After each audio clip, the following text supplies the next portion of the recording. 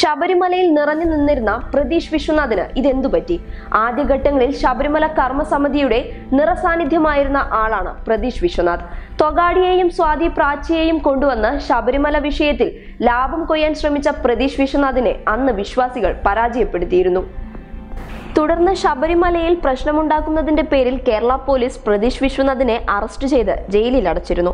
എന്നാൽ അതിനുശേഷം പ്രതീഷ് വിശ്വനാഥിനെ ശബരിമലയിലെ സമര പോരാട്ടങ്ങളിലൊന്നും കാണാൻ സാധിച്ചിട്ടില്ല. 3 ലക്ഷത്തോളം വരുന്ന പ്രവർത്തകർ തന്റെ കൂടെ ജാഥയിൽ ഉണ്ടാകുമെന്ന് പറഞ്ഞ പ്രതീഷ് വിശ്വനാഥിന്റെ കണക്കുകൂട്ടലുകൾ തെറ്റിയതുകൊണ്ടായിരിക്കാം സമരമുഖങ്ങളിൽ നിന്ന് രഹസ്യ പിന്മാറ്റത്തിനും കാരണം. എന്നാൽ സോഷ്യൽ മീഡിയയിൽ ഇടയ്ക്കൊക്കെ താൻ ശബരിമലയിൽ ഉണ്ടെന്നറിയിക്കാൻ വേണ്ടി ദൃശ്യങ്ങൾ പോസ്റ്റ് ചെയ്തിരുന്നു.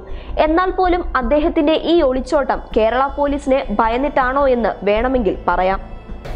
ഇടയ്ക്കൊക്കെ സോഷ്യൽ മീഡിയയിൽ വന്ന് അണികളെ തൃപ്തിപ്പെടുത്താൻ പോസ്റ്റ് ചെയ്യുന്ന ദൃശ്യങ്ങൾ മാത്രമാണ് ഇപ്പോൾ പ്രതീഷ് വിശ്വനാഥിനെ കുറിച്ചുള്ള ഏക വിവരം. News desk public Kerala.